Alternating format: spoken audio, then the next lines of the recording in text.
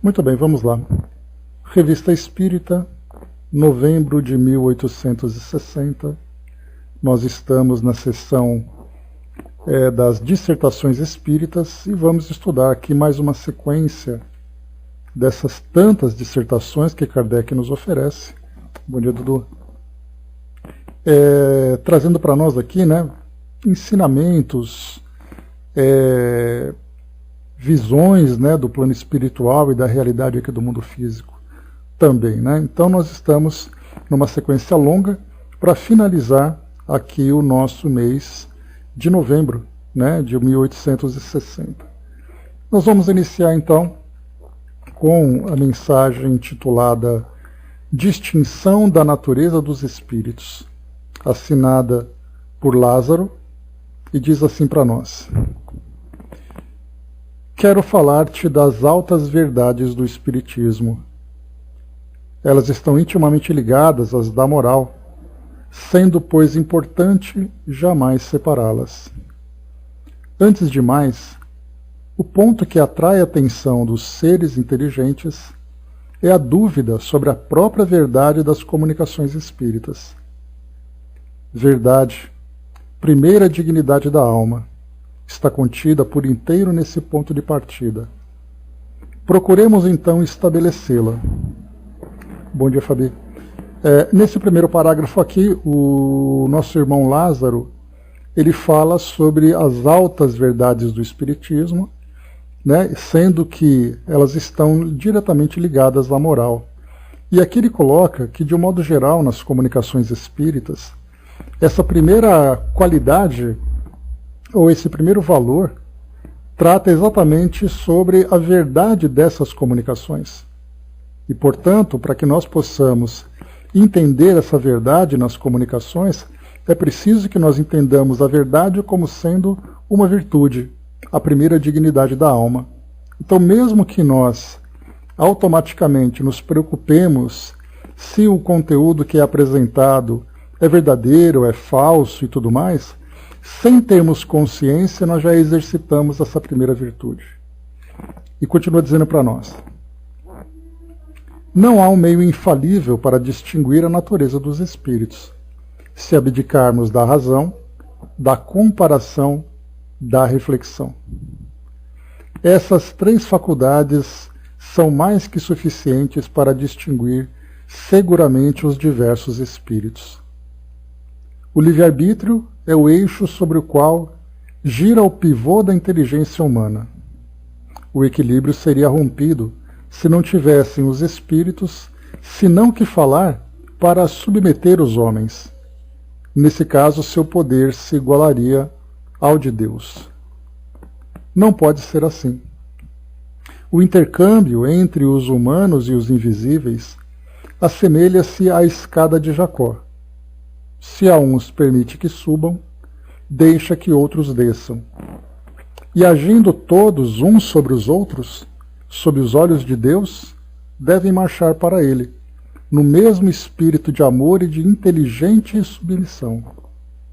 Apenas abordei superficialmente o assunto, aconselhando-vos a aprofundá-lo sob todos os seus aspectos. E Lázaro então assina. Como nós vimos aqui nessa seção da revista das dissertações espíritas, são ditados espontâneos, como nós sabemos, que são recebidos tanto na sociedade como também nos grupos particulares e depois então lidas na sociedade.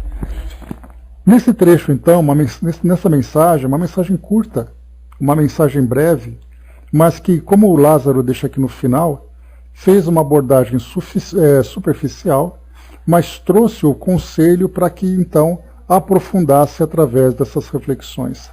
E aqui realmente, nessa mensagem, a gente vai então trazendo ali, né, uma série de situações que são práticas, situações que nos atingem na nossa vida cotidiana.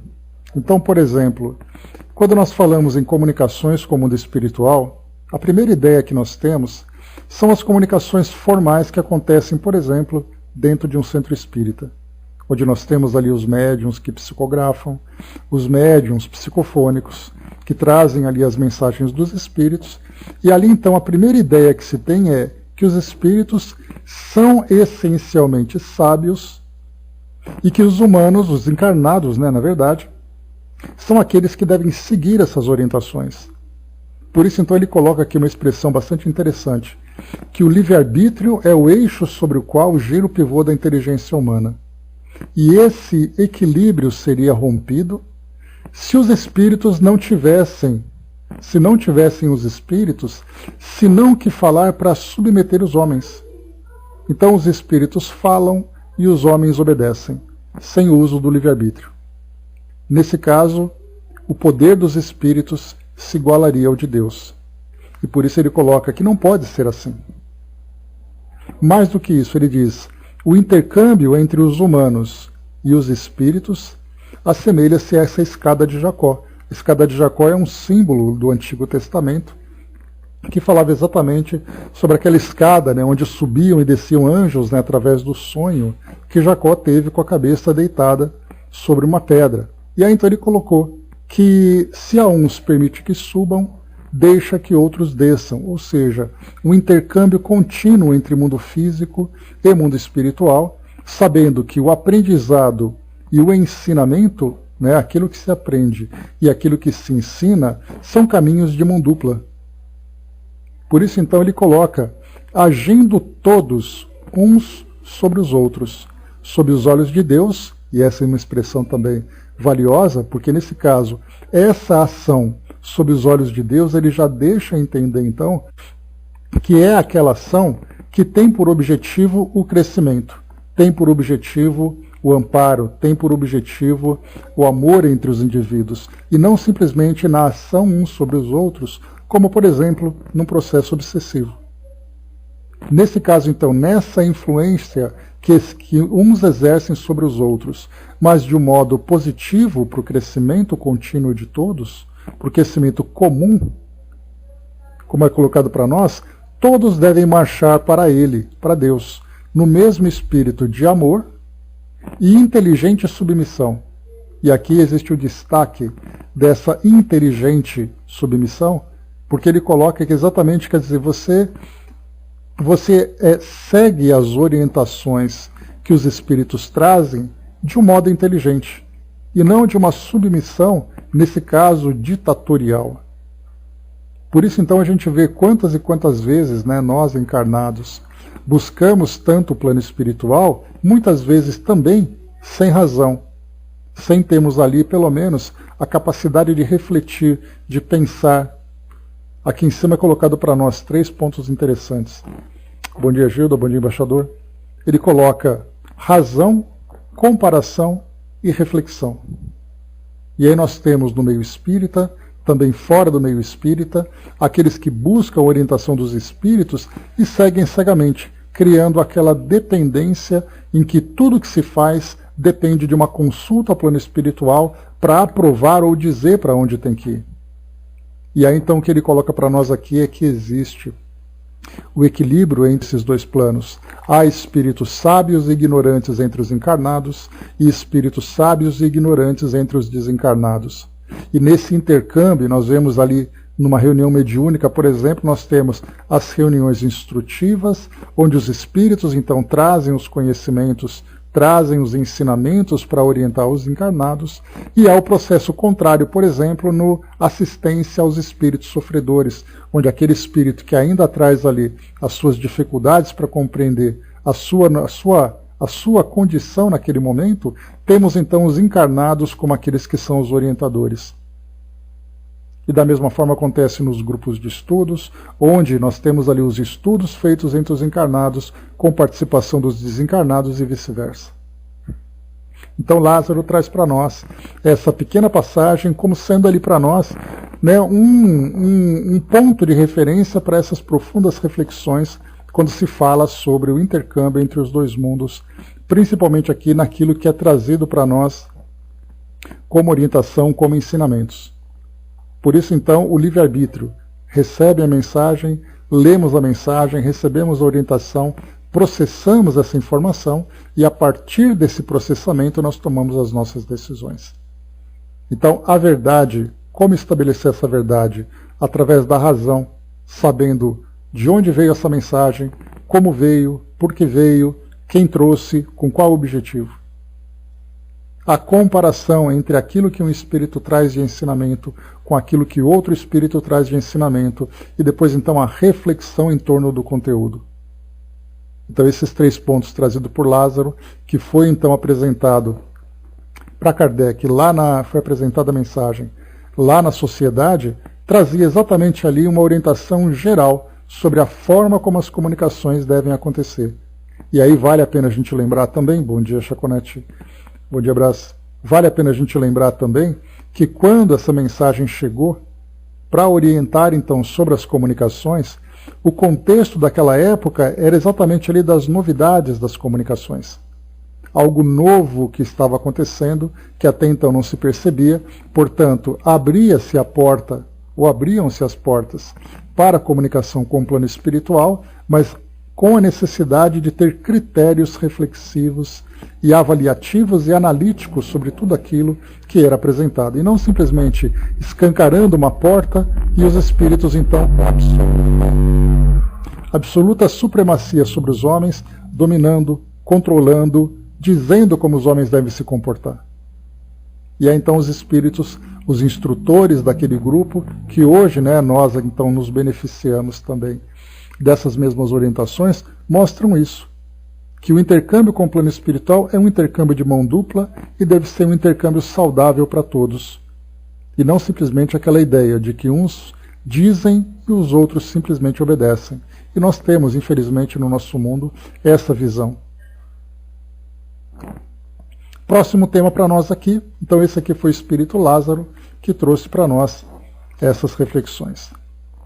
Bom, aqui também, Kardec inclusive chegou a registrar nos boletins que nós lemos anteriormente, algumas dessas mensagens que foram apresentadas ou recebidas na sociedade, apresentadas por aqueles que receberam em suas reuniões particulares, ou mesmo recebidas na própria sociedade.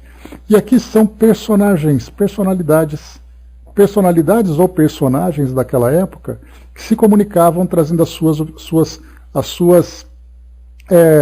reflexões pessoais. Não era nesse caso, por exemplo, como Lázaro, como Lamennais, como Georges, que eram espíritos que estavam ali com frequência na sociedade, trazendo orientações, como o próprio São Luís também e tantos outros, mas aqui nesse caso nós temos espíritos comuns, que se manifestavam espontaneamente, que de alguma forma fizeram parte daquela sociedade, da sociedade francesa, da sociedade europeia, que de uma forma ou de outra se destacavam, e aí então eles se comunicaram espontaneamente, trazendo então a sua visão agora como desencarnados. Então é bem legal, bem interessante a gente conhecer essas personagens e entender o que elas têm para dizer. Alguns trazem ali orientações que estão dizentes com os valores que alimentavam, que cultivavam quando encarnados, outros traziam ainda as suas dificuldades, como consequência da vida que tiveram. Então aqui o que nós vamos ler agora, nessas próximas 3 mensagens, eu acho que são 3, nós vamos ler um pouco da biografia desses espíritos, para entendermos quem eles são, e depois nós vamos então conhecer o que eles têm para dizer a partir agora dessa mudança de contexto, estando agora no plano espiritual. Bom, o primeiro espírito que nós temos aqui, bom dia Andréa, o primeiro espírito que nós temos, ele tem aqui o sobrenome Scarron. E ele tem, deixa eu pegar aqui para vocês, eu tive que fazer uma pesquisa bem árdua para poder encontrar toda essa gente, né? Então, Paul Scarron, peguei aqui num site em inglês, e eu fiz aqui uma tradução. E aí então, Paul Scarron, ele foi um espírito que viveu entre julho de 1610 e outubro de 1660. Então vejam só, de 1660 ele estava se comunicando na sociedade em 1860, 200 anos depois. Então ele estava no plano espiritual há 2 séculos. E a sua biografia diz o seguinte para nós. Paul Scarron foi um poeta, romancista e dramaturgo. Nasceu em Paris. Seu pai era juiz e seu tio era bispo de Grenoble. Estudou na Sorbonne e depois foi tensorado como abade, espécie de confessor ligado às casas nobres, embora nunca tenha se tornado padre. Ele serviu Charles de Bermanot, bispo de Le Mans, e foi com ele para Roma em 1635. Um ano depois, ele foi feito cônego na Catedral de São Julião, em Le Mans. Scarron ficou incapacitado em 1638. A causa de sua deficiência física não foi confirmada, e na época era um mistério. Em suas memórias, sua esposa culpou o tempo que ele passou escondido em um pântano, depois de ser perseguido por pessoas da cidade enfurecidas por sua fantasia de plumas que ele usava. Outra história sugeriu que ele caiu em um banho de gelo durante a temporada de carnaval. Sua doença pode ter sido artrite reumatoide ou talvez poliomielite. De qualquer forma, ficou paralisado, deformado em forma de Z. Ou seja, ele ficava assim com uma corcunda muito forte, então ele tinha essa característica física. E sujeito a dores extremas, que medicou com ópio. Ele usou uma cadeira de rodas cedo. Como ele mesmo escreveu, aí tem aqui um pequeno poema que diz assim: já não é tempo de rimar. Eu disse-me que eu tinha que desfazer as malas e que estou num beco sem saída, que nunca mexeu um pé ou uma perna e nunca deu um passo. Eu tenho de ir para a minha morte. Então ele colocou, esse era o teor dos poemas que ele escrevia. E ele continua assim. Em 1640, Scarron retornou a Paris, onde ficou conhecido como escritor, e ganhou fama de libertino. Ou seja, ele escrevia ali aquelas... ele tinha ali a sua vida mundana, então essa era uma característica que ele levava. Publicou versos burlescos, em 1643. Versos burlescos são aqueles que fazem sátiras, ironias, sarcasmos, de pessoas públicas, de trabalhos que são feitos. Então, ele tinha essa personalidade, vamos dizer assim, aquele humor picante, aquele humor ácido, diante das coisas que ele vivia. O primeiro romance cômico francês, e peças como Jodelet e Le Maître Valet, uma comédia sobre um servo e o seu mestre, em 1645, e outras produções burlescas. Em 1649, uma senhora pobre de boa família tornou-se sua governanta na Rua d'Enfer, determinada a reformá-lo, mas sem sucesso. Ou seja, ela queria, na verdade, modificar ali a personalidade dele. Graças ao seu sucesso literário, Scarron ganhou favores e pensões. No entanto, graças a vários ataques literários ao cardeal Mazarin, então ministro-chefe da França, Scarron perdeu suas pensões.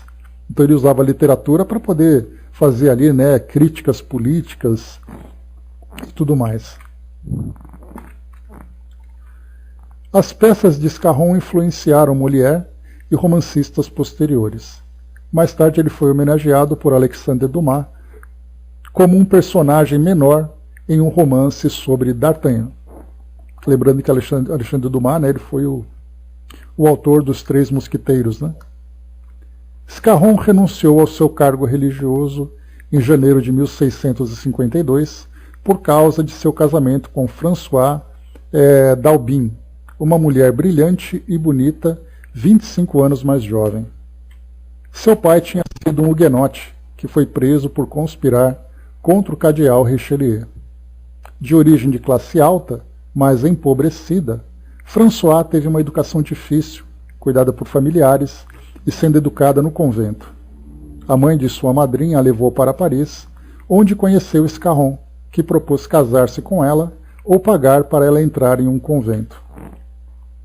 Como resultado do casamento com Scarron, ela pôde participar da sociedade parisiense, onde eventualmente se tornaria famosa como Madame de Maintenon, uma figura extremamente influente na corte, que, segundo rumores, se casou secretamente com o rei Luís XIV. No entanto, isso tudo foi depois que Scarron morreu. Ele deveria viver seus dias com François, servindo como sua cuidadora. Ela, no caso aqui, viver com ela, que ela seria a cuidadora dele, assim como sua esposa.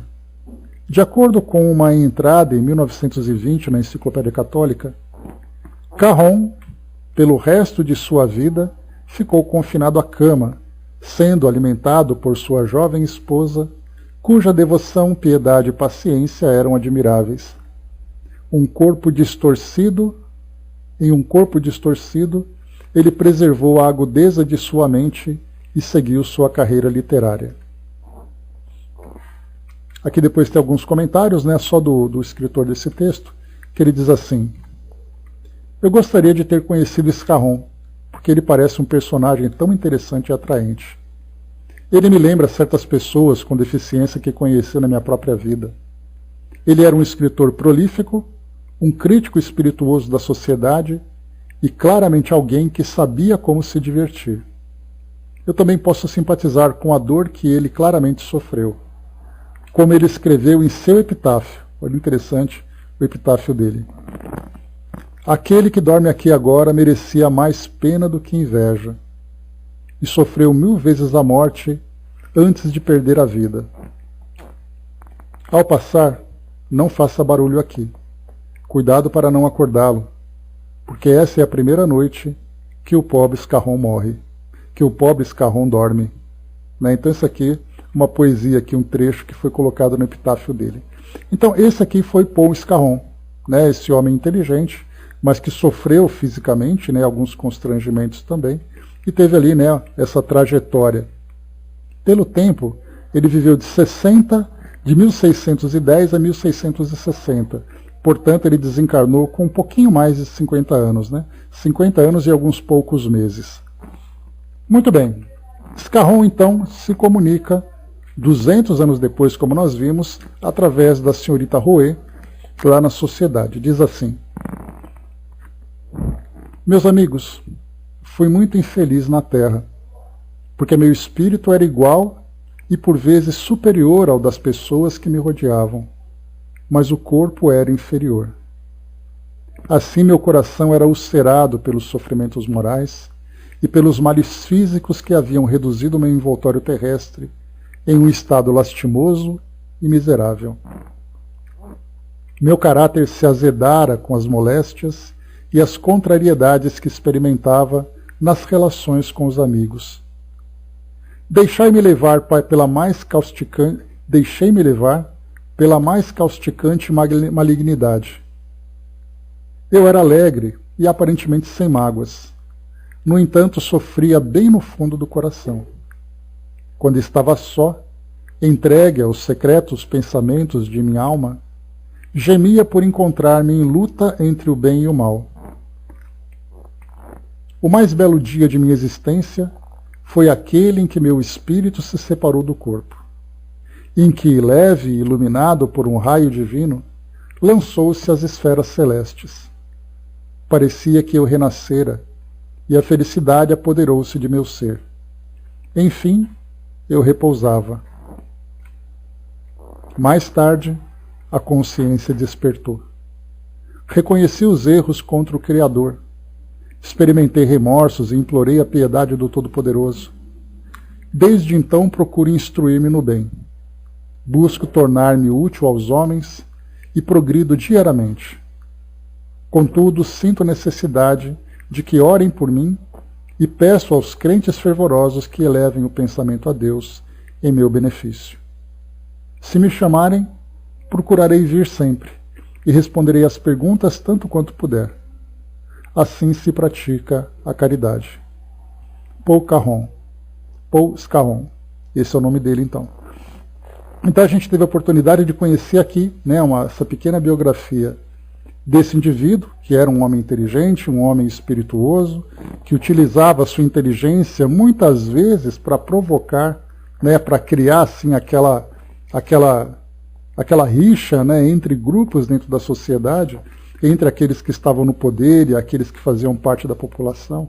Afinal de contas, ele influenciava de alguma forma a sociedade. Como nós vemos hoje, né? Uma expressão que eu não gosto muito de usar, mas é que é bastante utilizada, são os influenciadores digitais, né? Aqueles que usam a internet para poder falar, né? Ser exatamente, soldado. Exatamente. A gente tem aqueles que causam aqui na internet, né? No YouTube, nas redes sociais e tudo mais. Paul Scarron era um influenciador literário da sua época, né? Como todos os escritores que nós vemos, né? Jornalistas e tudo. Então ele usava, né? Ele era um homem espirituoso, como se fala, né? Que tem aquela personalidade forte, que fala, muitas vezes fala mais do que deve, né? É provocativo. E aqui então mostra que inicialmente 2 pontos de vista importantes que nós podemos observar, né? O primeiro é que ele passou a sua existência em virtude dessa deficiência que ele trazia, com muito sofrimento. Era muita dor, uma dependência grande, sofrendo constrangimentos, apontamentos dentro do seu grupo social e tudo mais. E ele relata que no momento, né, o momento mais feliz para ele, que foi colocado aqui, né, o mais belo dia de minha existência foi aquele em que meu espírito se separou do corpo, em que, leve e iluminado por um raio divino, lançou-se às esferas celestes. Parecia que eu renascera e a felicidade apoderou-se de meu ser. Enfim, eu repousava. Então, apesar dessa personalidade e dessas provocações que ele fazia, ele era um homem de bem, vamos dizer assim. Não era um homem mau, porque, do contrário, ele sofreria as consequências no plano espiritual daquilo que ele vivenciou aqui no mundo físico. Então ele utilizava o conhecimento, apesar das críticas, né? Acho que a gente poderia colocar que não era o que ele fazia, mas era como ele fazia. Pela forma como ele provocava, isso dava essa impressão de que ele era uma pessoa que causava perturbação. Mas muitas vezes aquilo que ele dizia era uma verdade. Então, portanto, a gente não via um homem essencialmente mau. E no momento da sua desencarnação, né, nem essencialmente nem mal também, né? Porque aquilo que ele fazia era, digamos assim, no seu ponto de vista, algo que visava transformar a sociedade. E quando ele desencarnou, ele teve esse momento mais feliz da sua vida, que foi sentir exatamente essa libertação desse corpo doente que ele trazia, para sentir essa leveza e essa luminosidade, né, essa luz que ele sentiu, né, quando ele desencarnou. Esse é o primeiro ponto. O segundo foi quando ele coloca aqui embaixo: mais tarde a consciência despertou. Reconheci os erros contra o Criador. Muitas vezes aqui, como a gente viu na biografia dele, o atrito que ele criou com aquele que era um bispo, né? Portanto, ele fazia apontamentos contra a igreja, muitas vezes ele trazia ali aquelas opiniões que poderiam ser consideradas blasfemas, né? Ou blasfemas, né? Blasfemas, né? Porque ele fazia ali, né, a sua crítica contra a igreja, contra Deus, contra os religiosos e tudo mais. Então ele coloca: reconheci os erros contra o Criador, experimentei remorsos e implorei a piedade do Todo-Poderoso. Então nós vimos aqui 2 pontos. O primeiro foi a visão da matéria, quando o espírito se liberta do corpo físico. E ele sentiu a leveza, sentiu todo o bem-estar, colocando como sendo o mais belo dia da minha existência. O segundo foi quando a consciência despertou e ele começou então, aquele bem-estar da libertação do corpo físico foi substituído pelo drama da consciência, por aquilo que ele fez com a inteligência que ele possuía. Então, mais uma vez, não necessariamente é aquilo que você faz, mas é o que você faz. O que te motiva a fazer aquilo. E aí depois ele conta para nós aqui sobre o trabalho. Desde então procuro instruir-me no bem. Busco tornar-me útil aos homens e progrido diariamente. E aqui nós estamos falando de alguém que desencarnou há 200 anos.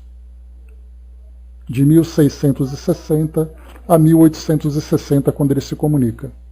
Então ele mostra que é um trabalho contínuo, um trabalho duradouro, um trabalho a longo prazo, que ele vem então desenvolvendo com esse objetivo de alcançar esse crescimento espiritual. E aqui depois ele mostra então, pede então o auxílio, ele pede a oração àqueles que estão encarnados, visando ali dar a ele, né, o suporte moral, o suporte espiritual, para que ele continue se desenvolvendo. E por isso ele coloca, né, se me chamarem, procurarei vir sempre e responderei as perguntas tanto quanto puder. Assim se pratica a caridade. Então aqui, essa é a primeira mensagem. Paul Scarron é o nome dele. Né? Para nós aqui é alguém desconhecido, né? Porque ele não faz parte da nossa cultura, né? Sendo um espírito que viveu na França, no século XVII. Então, portanto, para nós não teve ali, não é alguém relevante para nós. Mas a gente poderia, por exemplo, fazer uma comparação, em vez de pegar Paul Scarron, pegar o Aleijadinho, Antônio Francisco Lisboa, fazer uma evocação, né, ou ele se comunicar espontaneamente, trazendo ali agora a sua visão como um espírito liberto, já que ele passou a vida toda dele naquela condição tão limitada e tão sofrida, porque conforme a biografia dele, dizem que ele sofreria de hanseníase, como nós já estudamos, né, com Jerônimo Mendonça, quando nós estávamos lá no livro A Era do Espírito, falava exatamente sobre isso, né? Então, no plano espiritual, como ele se via agora? Porque o que nós conhecemos de Aleijadinho era sobre o trabalho sacro que ele desenvolveu. As esculturas, né? Todos os painéis naquelas igrejas lá de Minas Gerais e tudo mais, algo maravilhoso. Mas quem era exatamente aquela pessoa? O artista nós conhecemos pelo resultado da sua obra. Mas quem era o homem, o espírito, que ocupou, né, que viveu aquela personalidade? Aí então, através de uma comunicação, nós então entenderíamos como foi a sua libertação, como foi a sensação de se sentir livre daquele corpo que trazia ali tantas e tantas limitações e dificuldades, como ele se encararia agora a própria consciência. Então, fazendo uma comparação ali, né, guardadas as devidas proporções, nós temos de um lado um escritor que viveu essa experiência difícil, do outro lado nós temos um artista, né, ou seja, um escultor que fazia também o seu trabalho. Então ali, vivendo situações que poderíamos colocar ali como situações semelhantes e através da nossa imaginação a gente poder tentar entender o que cada um vivenciou. Então, essa foi a primeira comunicação, né, essa foi a segunda comunicação então que nós lemos, mas essa veio então de modo espontâneo contando a história desse espírito. Próximo então para nós aqui, vem como Sophie Svetchin. Também é uma personalidade que não é ninguém conhecida naquela sociedade, mas ela trouxe para nós aqui uma mensagem breve, mas uma mensagem importante. O título é O Nada da Vida, veio através da senhorita Rouet também. Mais uma vez, era uma pessoa que fazia parte daquela sociedade. A história dela diz assim para nós. Então, o nome dela era Anne-Sophie Svetchin. Ela nasceu Anne-Sophie Soimanov, em Moscou, em 1782. Aos 17 anos, ela se casou com um general, um homem quieto e inofensivo, que era 25 anos mais velho que ela. Anne era pequena e simples, mas dizia-se que possuía tal beleza e encanto espirituais que conquistou a admiração e a adoração de muitos amigos. Madame Svetchin ficou sob a influência de Joseph de Maistre e converteu-se ao catolicismo romano em 1815. Então ela aqui nós vemos que ela já é contemporânea de Kardec, né? Kardec reencarnou em 1804 e ela aqui se converteu em 1815, portanto eles estavam ali, né, viveram juntas, né? E ela desencarnou em 1857, quando da publicação do Livro dos Espíritos. E continua. Estabelecendo-se em Paris no ano seguinte, ela promoveu suas inclinações religiosas, mantendo uma capela privada, uma rara indulgência da igreja, e um salão formoso, não apenas por sua cortesia e brilho, mas por sua atmosfera espiritual. o salão floresceu até sua morte. Vida e obras de Svetin, marcada pelo misticismo, foi publicada póstumamente por Falot, em 2 volumes em 1860, sendo os escritos mais conhecidos A Velhice e A Resignação, seguidos de 2 volumes de suas cartas, em 1861. Então, uma pequena biografia desse espírito, que já mostrou para nós aqui, como nós vimos, né, pelo pouco que nós lemos, só essa expressão já mostra bastante, né?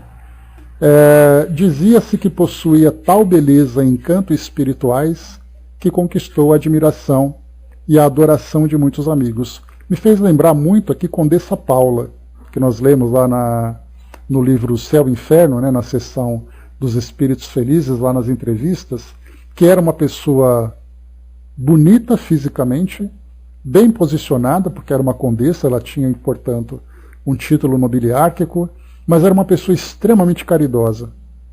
Inclusive, ali há algumas comparações de uma das passagens do Evangelho segundo o Espiritismo, onde um espírito fala sobre caridade. Então, essa aqui era a senhora, era a Madame Svetin.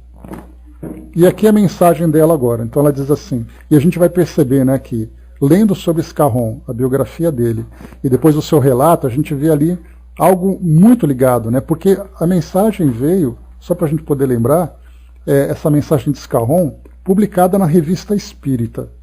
Portanto, é uma psicografia, é um texto muito específico, falando da vida de um espírito, portanto, não é algo que se publica numa enciclopédia, por exemplo, né?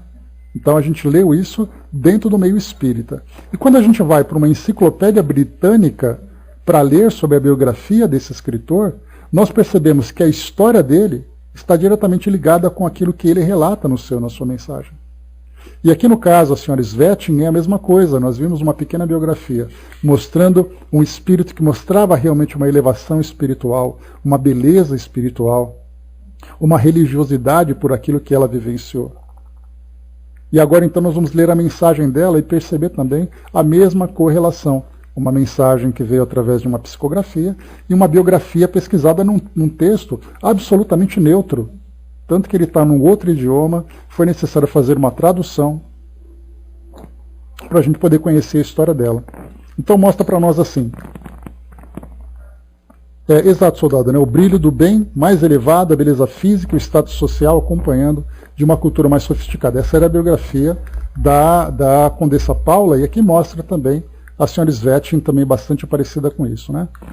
Então vamos lá, ela diz assim: meus bons amigos de adoção, permiti que vos diga algumas palavras como conselhos. Deus me autoriza a vir até vós.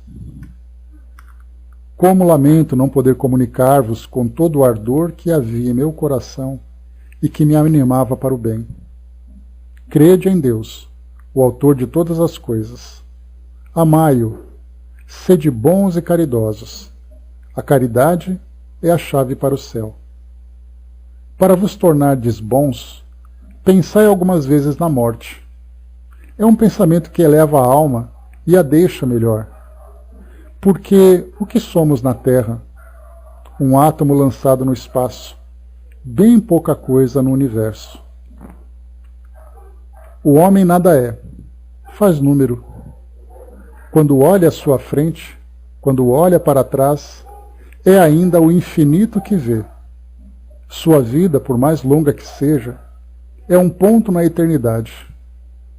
Pensai, pois, em vossa alma, pensai na vida nova que vos espera, porquanto não podeis duvidar que ela existe. Fosse mesmo pelos desejos de vossa alma, jamais satisfeitos, o que é uma prova de que o serão num mundo melhor. Até logo, S. Svetin. Aqui é interessante, né, porque está escrito Sweet Shine, né? Então a gente lê Sweet Shine como se fosse um texto em inglês. Mas aí pesquisando eu vi que ela era russa. E russa, em vez de ser Sweet Shine, é Svetin, porque era o sobrenome do general, do esposo dela, né? Então essa é a história, né, da Anne-Sophie Svetin. E aqui então o que ela traz para nós de orientação, né, o que os espíritos insistem em fazer, é para a gente perceber que a nossa existência aqui no mundo físico, ela não representa nada, se comparado com a realidade espiritual. Então isso mostra que tudo aquilo que nós, através das nossas ilusões, através das nossas ambições, mostra o quão distantes nós estamos, em termos de compreensão, da nossa verdadeira essência. Por isso ela coloca, pensemos de vez em quando na morte. Não na morte, né? A gente sabe disso, não na morte como processo em si, aquele processo como nós conversamos ontem, cujo tema, né, do nosso estudo lá no nosso A Era do Espírito falava sobre a perda de entes queridos. Então a morte para nós representa sempre aquela dor, aquele sofrimento, aquela imagem sombria que nos provoca tanto medo. Por isso ela se torna um tabu, que é aquele tema que ninguém gosta de falar. Mas para nós espíritas falarmos da morte é algo muito diferente. Porque enquanto muitos caminham em direção à ideia da morte e se deparam numa sepultura, nós caminhamos em direção à morte e vemos toda a beleza do mundo espiritual, o espírito liberto, o espírito dentro da realidade que ele vivencia. E quando ela nos aconselha, pensemos algumas vezes na morte, significa pensemos algumas vezes no mundo que nos espera, no futuro que nos espera como espíritos libertos e espíritos imortais que somos. E ali sim nós vamos perceber que para que nós cheguemos àquela condição de espíritos felizes, há a necessidade de nós reformularmos a forma como nós vivemos a nossa realidade aqui no mundo físico. Porque ela coloca como pergunta, o que somos na Terra? Um átomo lançado no espaço, bem pouca coisa no universo. O homem nada é, faz número. Quando ele olha para frente, quando ele olha para trás, ele vê um infinito na frente dele e ele vê um infinito atrás dele. A sua vida, por mais longa que seja, é um ponto na eternidade. Então, quando ele fala sobre a nossa vida, ela fala sobre o nosso modo de viver. Aquilo que nós construímos, aquilo que nós estamos desenvolvendo, aquilo que nós acreditamos ser a verdade. Isso porque, para nós, dentro do nosso entendimento, nós, seres encarnados, a nossa realidade é sempre aquela ideia que os espíritos trazem, é aquele intervalo entre berço e sepultura. É o momento que você nasce, o momento que você morre. E a vida é o que acontece entre esses dois extremos. E aí então, quando nós começamos a pensar, não na nossa vida, mas ela recomenda, pensai, pois, em vossa alma. Pensai na vida nova que vos espera. Aí sim, quando nós começamos a pensar nessa realidade, a gente fica se perguntando, mas por que eu crio tantas dificuldades para mim mesmo? Porque aí a gente vai fazer uma correlação direta lá com o nosso Evangelho segundo o Espiritismo, no capítulo 5, Bem-aventurados os aflitos, quando Kardec fala sobre as nossas aflições atuais e as nossas aflições anteriores. E ele lembra que dentre as nossas aflições atuais, a grande maioria acaba sendo provocada pelas escolhas equivocadas que nós fazemos. Então por que eu crio tantos atritos com as pessoas na relação? Por que eu crio tantas dificuldades na minha vida? Por que eu fico sempre alimentando fantasias que vão depois me trazer um preço, me trazer um resultado que será para mim uma grande dificuldade? Por que eu não posso viver pensando na realidade espiritual que eu tenho? Aí a gente vai trazer a imagem do Chico, quando a gente pensa, né, como foi a vida dele. Claro que como ser encarnado e sendo um ser também em processo de evolução, ele trazia também ali as suas vaidades, as suas pequenas ambições, né? Ele tinha ambição, por exemplo, de aprender música. Vocês se lembram dessa passagem, né? Que ele contratou uma professora de piano, e aí então ele estava gostosamente em casa, aguardando a professora chegar. Manuel apareceu e perguntou, o que você está fazendo aqui? Ah, eu estou esperando a professora, porque vai me dar aula de piano. E você vai deixar aquele monte de gente esperando? E aí jogou um balde de água fria no Chico, para perceber que apesar dele ter esse desejo de aprender piano, na verdade a missão dele não era aprender piano. A missão dele era muito maior do que ele próprio. Então isso mostra para nós que a vida que ele levou, apesar de ter ali as suas necessidades e desejos humanos, ele foi aquele espírito que veio essencialmente dentro da humildade, dentro da caridade, para depois no plano espiritual se tornar aquele que realmente ele era. E não aquele Chico que nós vimos aqui, né? Aquele homem franzino, com as suas dificuldades, com toda aquela badalação, né, que a sociedade da época e a nossa sociedade atual acaba provocando sobre ele. Mas ele viveu exatamente sobre isso, porque ele, tendo a mediunidade como sendo ali os seus verdadeiros olhos, né, ele via o plano espiritual por aquela realidade e tinha também ali, claro, né, toda aquela inspiração para poder compreender que a vida que ele levava era realmente apenas um átomo lançado no espaço.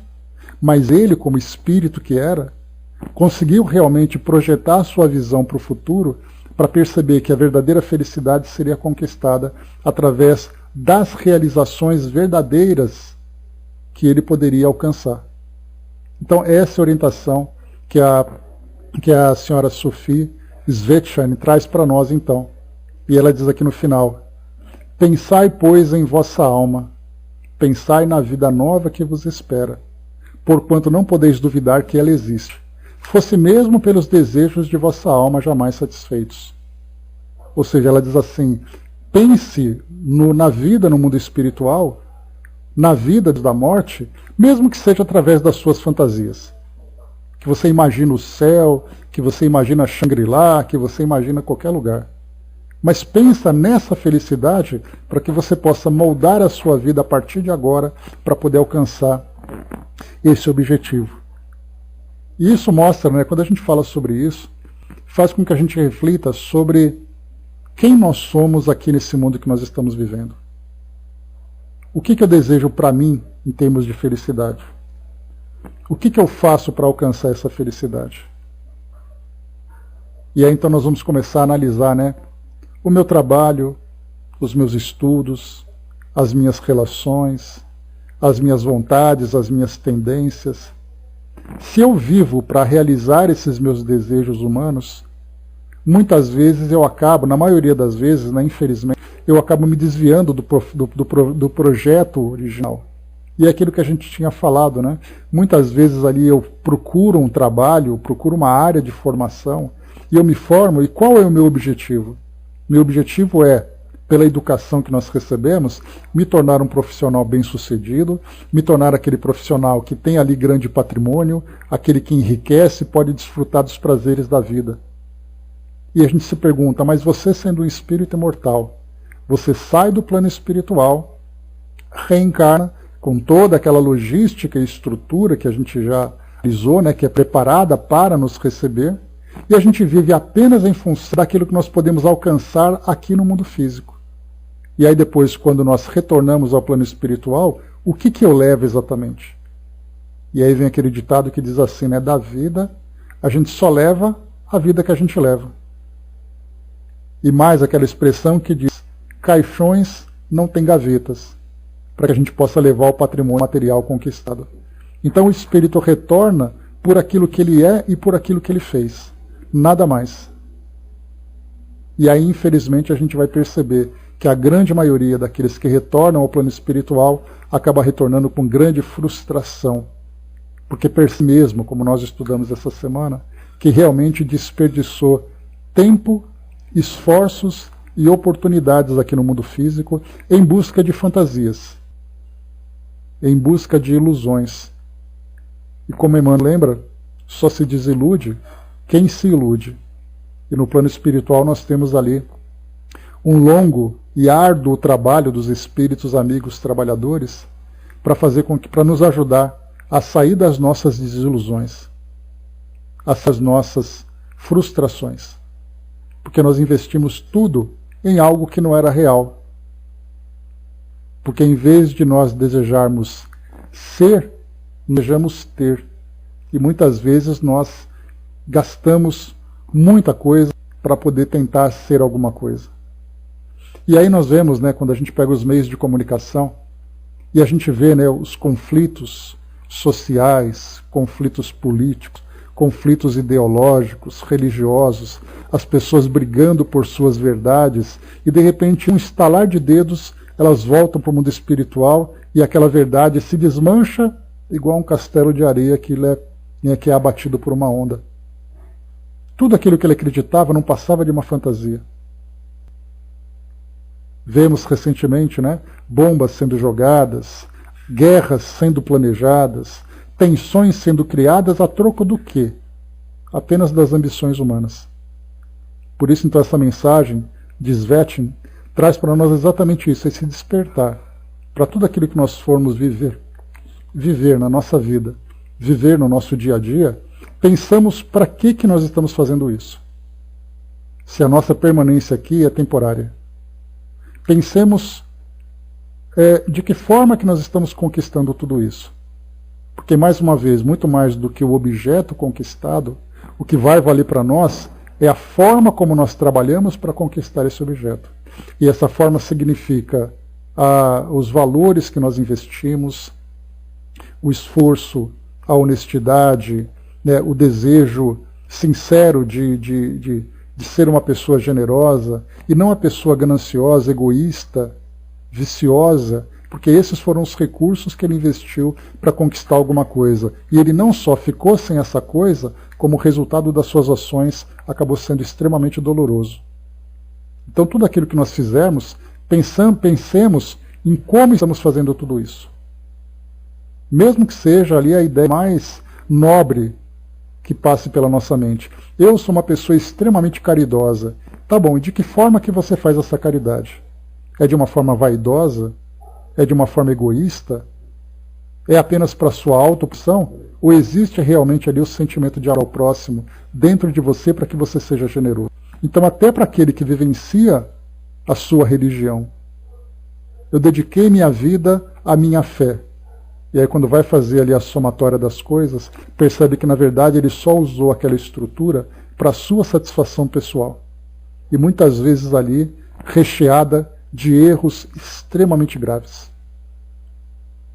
Então, essa é a mensagem que ela traz para nós, que pensemos exatamente, né? O que somos na Terra.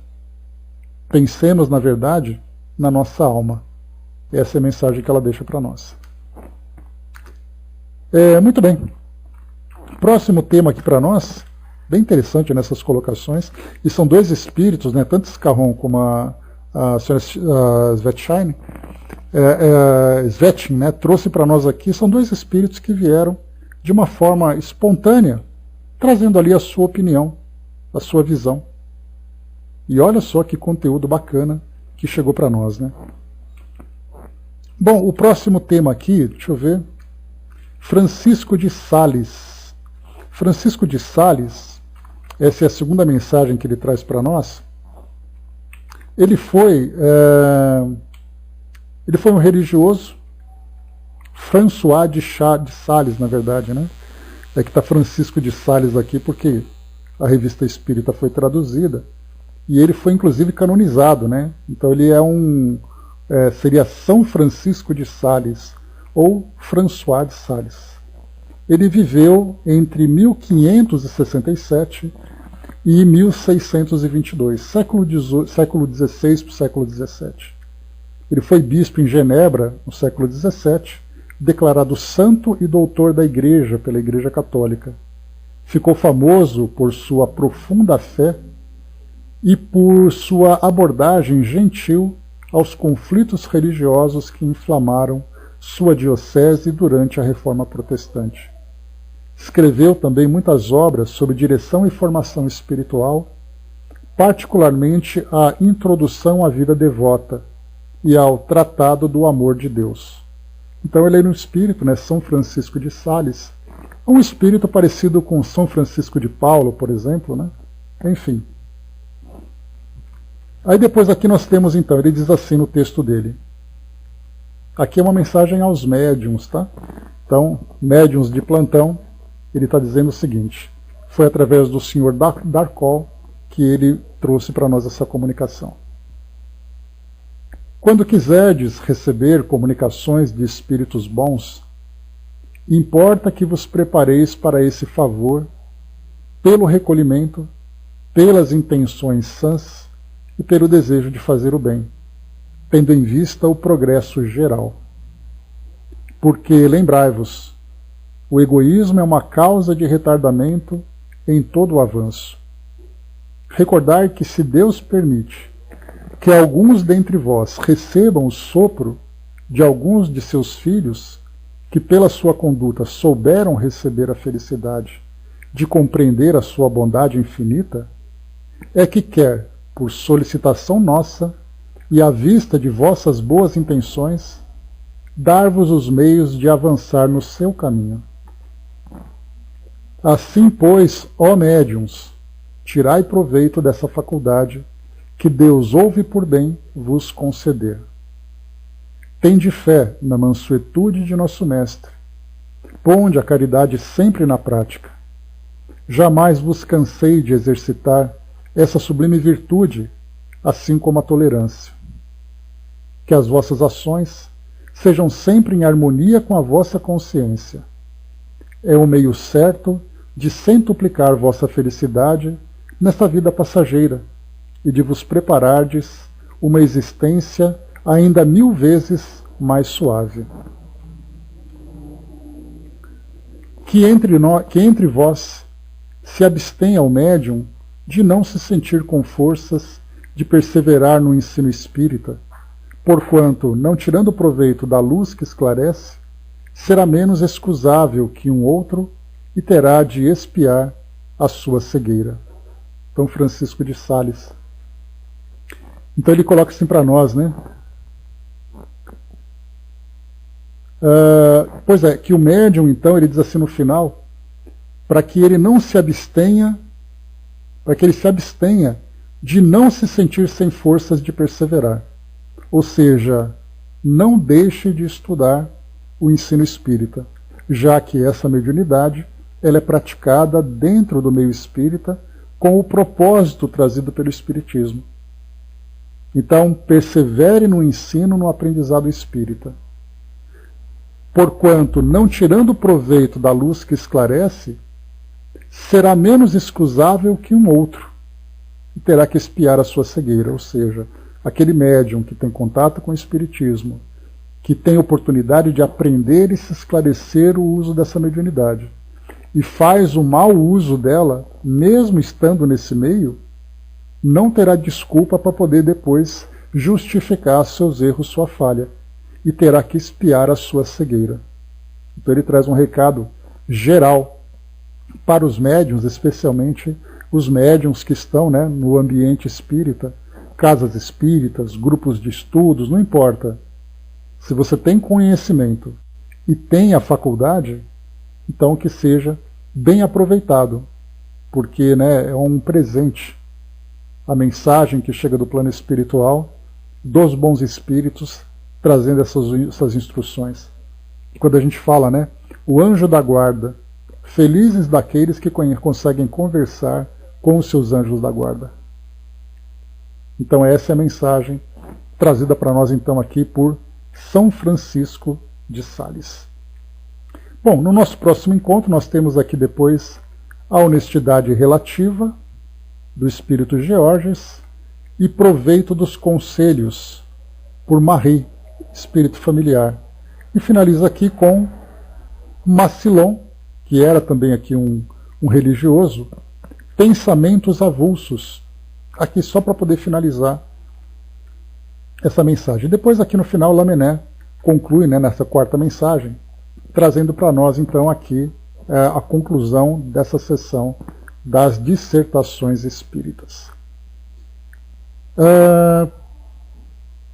Raimundo da Costa Liberdade, então seja bem-vindo, querido amigo, diz assim para nós: singular presença de um irmão que só chegou para agradecer tamanha beleza de estudos sobre o aprendizado, traz a nós uma variante tão generosa que, dividindo com todos vós, vamos elevando os nossos conhecimentos sobre essa doutrina que só nos remete ao melhor, trazendo reflexões em divisões com o nosso mundo e com o mundo de vocês.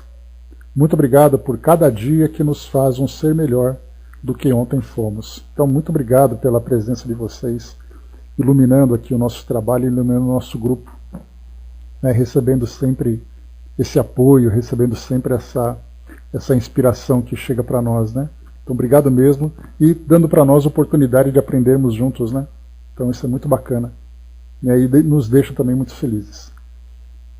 Então é isso, meus amigos. Então nós concluímos aqui o nosso encontro de hoje, trazendo então essas várias mensagens, né? Eu gostei bastante, particularmente, dessas duas que vieram, né, da senhora Svettin, né, e também do Scarron, porque é a vida real de um indivíduo aqui no mundo físico e a sua visão no mundo espiritual. Claro que as instruções que nós recebemos, né, dos nossos professores e mestres do plano espiritual são sempre valiosas, mas quando a gente vê a vida real dos espíritos, contando um pouco das suas histórias, né, isso traz para nós assim, uma inspiração muito grande, né? Porque esses espíritos que trazem para nós essas mensagens somos nós no futuro, né? Porque nós falaremos no futuro, tendo a oportunidade de nos comunicarmos com os encarnados quando do nosso retorno ao plano espiritual, nós falaremos daquilo que nós fizemos, nós falaremos daquilo que nós somos de fato, né? Então fica ali para nós essas duas mensagens, né? Mas é isso, pessoal. Pois é, ainda tem essa daí, né, Fabi? Ainda traz ainda esse monte de ensinamento ainda. Mas é isso, pessoal. Vamos então finalizando por aqui o nosso encontro. Mais uma vez a gente tem mais 4 pequenas mensagens aqui para concluir esse nosso Dissertações Espíritas. E depois a gente segue com a revista lá para o final do mês de novembro, né? Isso na semana que vem, na próxima sexta-feira. Então, fechando por aqui o nosso encontro de hoje. Enquanto isso, né, a Angelina colocou para nós aqui, né, não há autoridade legítima aos olhos de Deus, senão a que se apoia no exemplo que dá